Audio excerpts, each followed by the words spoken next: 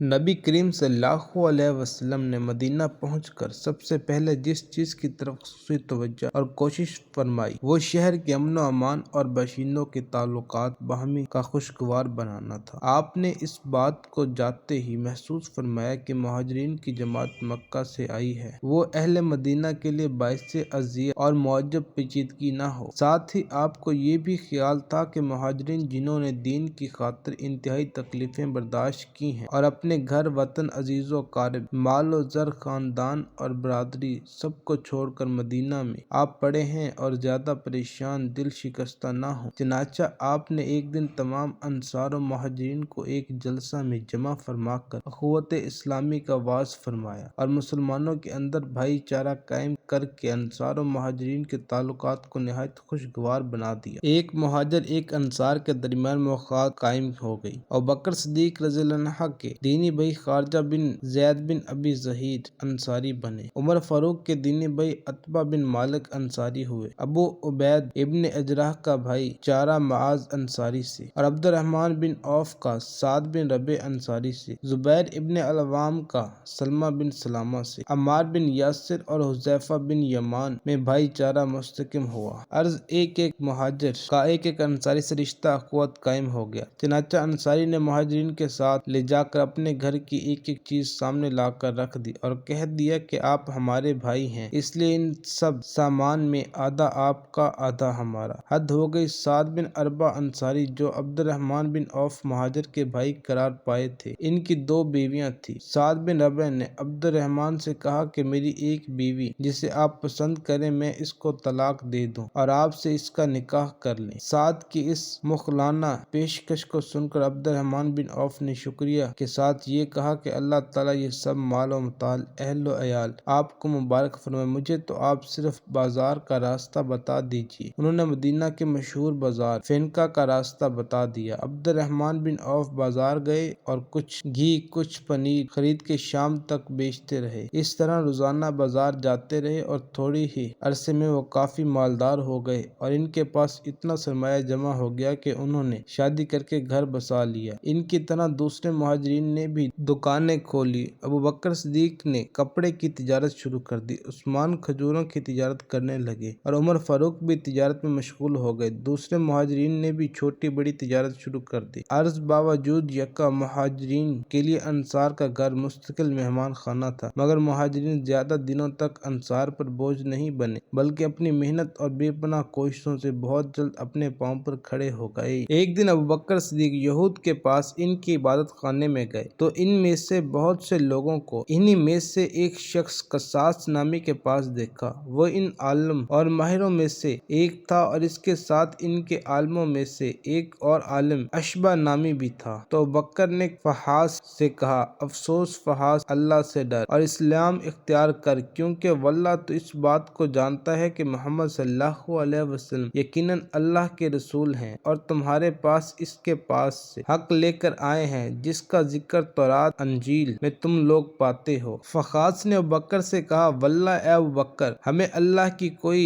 احتیاج نہیں بلکہ وہی ہمارا محتاج ہے۔ ہم اللہ کے آگے عاجزی اور زاری نہیں کرتے جس طرح وہ ہمارے آگے عاجزی اور زاری کرتا ہے، اور ہم اس سے بے نیاز ہیں اور وہ ہم سے بے نیاز نہیں۔ اگر وہ ہم سے بے نیاز ہوتا تو ہم سے ہمارے مال قرض طلب نہ کرتا جیسا کہ تمہارے دوست کا دعویٰ ہے۔ وہ ہمیں تو سود سے منع کرتا ہے اور خود وہی سود ہمیں دیتا ہے، اور اگر وہ ہم سے بے نیاز ہوتا تو ہمیں سود نہ دیتا۔ راوی نے کہا، یہ سنتے ہی ابوبکر رضی اللہ عنہ کو غصہ آ گیا۔ آپ نے فحاص کے منہ پر زور سے ایک تھپڑ مارا اور فرمایا، اس ذات کی قسم جس کے ہاتھوں میں میری جان ہے، اگر تم میں اور ہم میں جو عہد پیمان ہے وہ نہ ہوتا تو اے اللہ کے دشمن تیرا سر اڑا دیتا۔ پس فحاص رسول صلی اللہ علیہ وسلم کے پاس گیا اور کہا، اے محمد صلی اللہ علیہ وسلم، دیکھو تمہارے دوست نے میرے ساتھ کیا کیا، برا سلوک کیا۔ تو رسول صلی اللہ علیہ وسلم نے ابوبکر سے فرمایا، جو تم نے کیا اس کا باعث کیا تھا؟ ابوبکر رضی اللہ عنہ نے عرض کی، اے اللہ کے رسول، اس دشمن خدا نے ایک بڑی نازیبا بات کہی۔ اس نے اس بات کا دعویٰ کیا کہ اللہ ان لوگوں کا محتاج ہے اور یہ لوگ اس سے بے نیاز ہیں۔ جب اس نے یہ بات کہی تو اس کے کہنے سے مجھے برا غصہ آ گیا اور میں نے اس کے منہ پر تھپڑ تھپڑ مارا۔ فخاس یہ سنتے ہی مکر گیا اور کہا ایسا نہیں کہا۔ تو اللہ تعالیٰ نے فخاس کے قول کے متعلق فخاس کو رد اور ابوبکر صدیق رضی اللہ عنہ کی تصدیق میں یہ آیت نازل فرمائی۔ اللہ نے ان لوگوں کی بات سن لی ہے جنہوں نے کہا کہ اللہ محتاج ہے اور ہم بے نیاز ہیں۔ جو کچھ انہوں نے کہا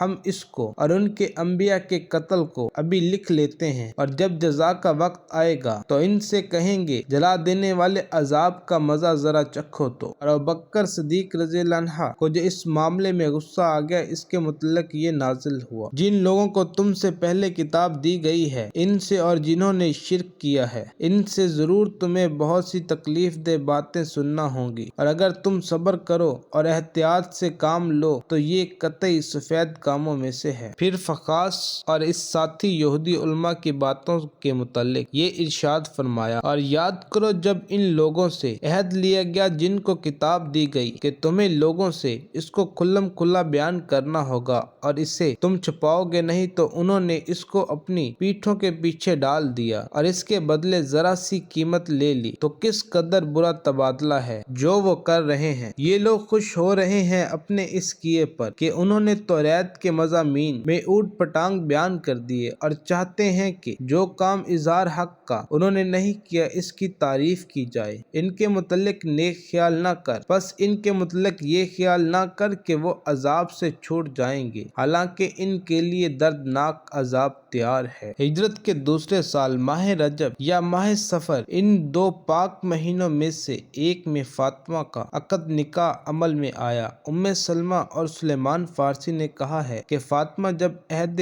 طفولت سے سن بلوغت کو پہنچی تو اکابرین قریش نکاح کے پیغام دینے لگے۔ نبی کریم صلی اللہ علیہ وسلم کسی کی طرف کوئی توجہ نہیں فرماتے تھے۔ ایک روز ابوبکر نے اس قسم کا اظہار فرمایا تو آپ نے فرمایا کہ اس کا اختیار قبضہ قدرت میں ہے، اور ایک روایت میں ہے کہ وحی کا انتظار کر رہا ہوں۔ عمر فاروق نے نکاح کا پیغام دیا، انہیں بھی یہ جواب ملا۔ ایک روز ابوبکر صدیق، عمر فاروق اور سعد بن معاذ مسجد میں بیٹھے ہوئے تھے اور فاطمہ کے متعلق گفتگو ہو رہی تھی۔ انہوں نے کہا کہ اکابرین قریش نے بطول کے لیے نکاح کا پیغام دیا لیکن قبول نہیں ہوا۔ علی اور مرتضیٰ نے ابھی تک پیغام نہیں دیا اور اس امر کا اظہار بھی نہیں کیا۔ ابوبکر نے فرمایا میرا گمان ہے کہ علی کے سامنے رکاوٹ صرف مال کی کمی ہے، اور فاطمہ کا معاملہ علی کی وجہ سے کھٹائی میں پڑا ہوا ہے۔ خدا اور اس کا رسول اس کے نکاح پر رضا مند ہیں۔ پھر ابوبکر نے سعد اور عمر کی طرف متوجہ ہو کر فرمایا کہ کیا تم میرے ساتھ موافقت کرتے ہو کہ ہم علی سے ملیں اور اسے فاطمہ کے ساتھ نکاح کا پیغام دینے کی ترغیب دیں؟ اگر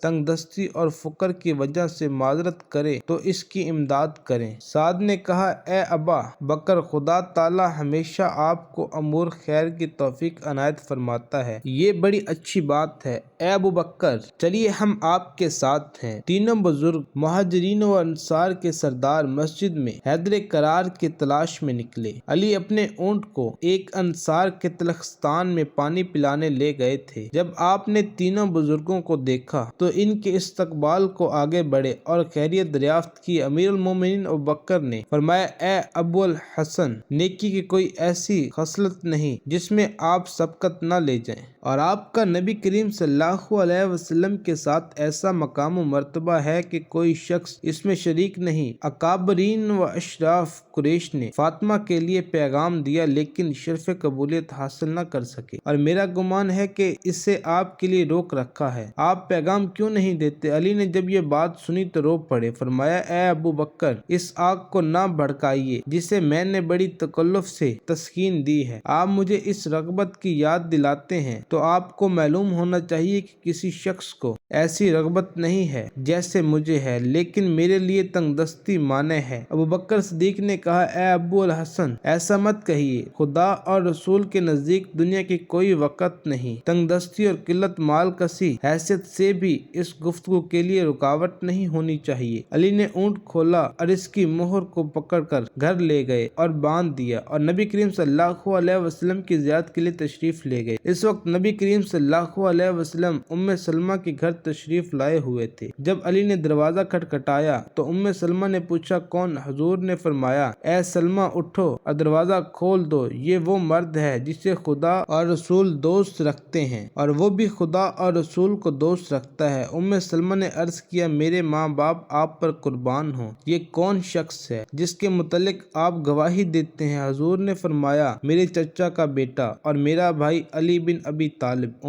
سلمہ کہتی ہیں کہ میں اچھل پڑی اور ایسی بھاگی کے قریب تھا کہ منہ کے بل گر پڑوں۔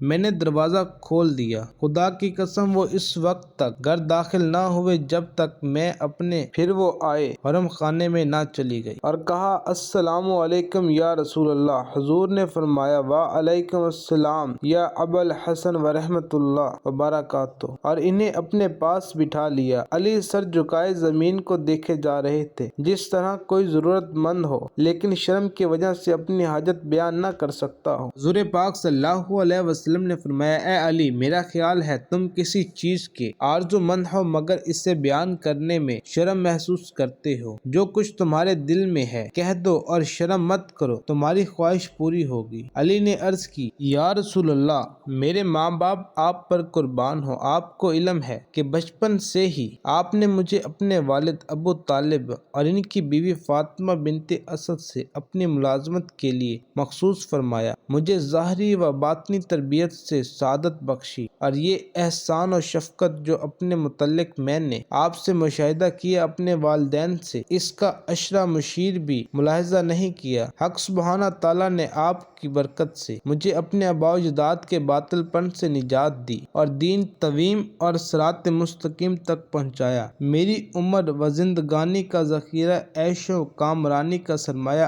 آپ ہی ہیں یا رسول اللہ۔ اب جبکہ خدمت و سعادت کی دولت کی امداد سے میری عزت و تکمین کے بازو قوی ہو گئے ہیں اور دو عالم کی فوز و فلاح مجھے حاصل ہے، میرے دل میں یہ تمنا منشف ہو گئی ہے کہ میرا کوئی گھر بار نہیں اور نہ کوئی بیوی ہے جو محرم راز اور مونس یا فگار ہو، اور عرصہ دراز سے میری یہ خواہش تھی کہ فاطمہ کے لیے پیغام دوں لیکن گستاخی کے خیال سے ہچکچا رہا تھا۔ یا رسول اللہ، کیا ایسا ممکن ہے؟ سلمہ کہتی ہیں میں دور سے دیکھ رہی تھی، حضور صلی اللہ علیہ وسلم کی جبین مبین دمک اٹھی اور فرمایا اے علی، گھریلو ضروریات کی کوئی تمہارے پاس ہے جسے تم وسیلہ بناؤ؟ علی نے عرض کیا یا رسول اللہ، میرے دوست احباب میں سے کوئی شخص میرے حالات سے اس قدر واقف نہیں جیسا کہ آپ واقف ہیں، اور آپ کی نظر سے کوئی چیز پوشیدہ نہیں۔ میرے پاس ایک تلوار، ایک زرہ اور ایک اونٹ ہے، آپ جیسا حکم فرمائیں۔ نبی کریم صلی اللہ علیہ وسلم نے فرمایا تلوار کی تمہیں ضرورت ہے، ہر وقت جہاد کے لیے مستعد رہتے ہو، اور اونٹ تمہاری سواری اور راستہ طے کرنے کا ذریعہ ہے۔ میں تیری طرف سے زرہ پر استفاقہ کرتا ہوں۔ حضور نے اپنی بیٹی کا مہر ڈھال مقرر کیا۔ علی سے فرمایا اپنی یہ ڈھال جا کر فروخت کر دو اور قیمت لے آؤ۔ آپ نے ڈھال عثمان کو 400 اور دوسری روایت کے مطابق 480 درہم میں فروخت کی۔ جب ڈھال عثمان کے سپرد کر دی اور قیمت وصول کر لی تو عثمان نے فرمایا ابا الحسن، آپ اس ڈھال کی زیادہ مستحق ہیں، یہ ڈھال آپ ہی کو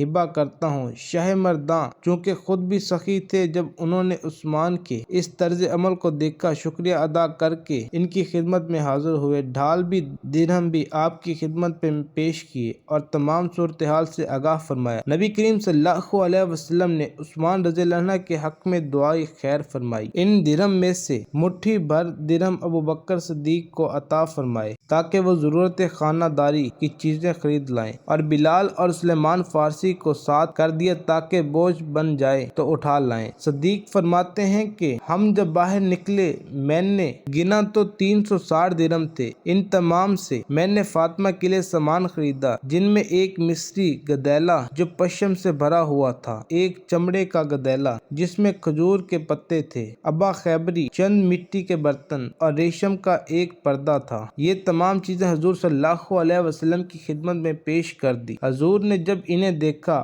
آپ کی آنکھیں نم آلودہ ہو گئی اور یہ دعا فرمائی اے اللہ، اس قوم پر برکت نازل فرما جس کے بہترین برتن مٹی کے ہیں۔ ابن جوزی کی روایت کے مطابق نبی کریم نے باقی درہم سلمہ کے سپرد کیے تاکہ بعض دوسری اشیاء خریدنے پر خرچ کریں۔ ایک دن عقیل ابن ابی طالب علی کے پاس تشریف لائے اور کہا ہم چاہتے ہیں کہ رسول اکرم صلی اللہ علیہ وسلم اب اپنی لخت جگر کو رخصت کر دیں۔ علی علی نے جواب دیا میری بھی یہی خواہش ہے۔ چنانچہ دونوں حضرات ایمن کے پاس تشریف لے گئے۔ ایمن ان دونوں کو ازواج مطہرات کے پاس لے گئی۔ انہوں نے حضور صلی اللہ علیہ وسلم سے عرض کیا یا رسول اللہ، علی کی خواہش ہے کہ ان کی بیوی کو رخصت کر دیجیے۔ حضور راضی ہو گئے اور چند درہم علی کو دیے اور فرمایا جاؤ بازار سے چوہارے پنیر خرید لاؤ۔ علی نے 5 درہم کا گھی، 4 درہم کے چوہارے اور 1 درہم کا پنیر خریدا اور سب چیزیں حضور کی خدمت میں پیش کر دیں۔ حضور نے ان چیزوں کو دعوت ولیمہ کے لیے رکھ دیا۔ پھر آپ نے فاطمہ کو بلایا، اپنے سینے مبارک پر ان کا سر رکھا، پیشانی پر بوسہ دیا اور ان کا ہاتھ علی کے ہاتھ میں دیکھ کر فرمایا اے علی، پیغمبر کی بیٹی تجھے مبارک ہو، اور اے فاطمہ تیرا شوہر بہت اچھا ہے، اب تم دونوں میاں بیوی اپنے گھر جاؤ۔ پھر دونوں کو میاں بیوی کے فرائض و حقوق بتائے اور خود دروازے تک الوداع کرنے آئے۔ دروازے پر علی کے دونوں بازو پکڑ کر انہیں دعا خیر و برکت دی۔ علی اور سیدہ دونوں اونٹ پر سوار ہوئے۔ سلیمان فارسی نے اس کی نکیلیں پکڑی۔ اسمہ بنت امیس اور بعض روایتوں کے مطابق سلمہ رافع یا ایمن سیدہ کے ہمراہ گئی۔ فاطمہ کی رخصتی کے بعد حضور نے علی کی طرف سے دعوت ولیمہ کا اہتمام فرمایا۔ آپ نے جو اشیاء اس مقصد کے لیے منگوائی تھی ان سب کو مالیدہ تیار کرنے کا حکم دیا اور پھر علی سے فرمایا کہ باہر جو بھی مسلمان ملے اسے اندر لے آؤ۔ چنانچہ بہت سے مہاجرین و انصار کو اس دعوت میں شریک ہونے کی سعادت نصیب ہوئی۔ جب مہمانوں نے کھانا کھا لیا تو آپ نے ایک پیالہ کھانا علی کو اور ایک سیدہ فاطمہ کو مرحمت فرمایا۔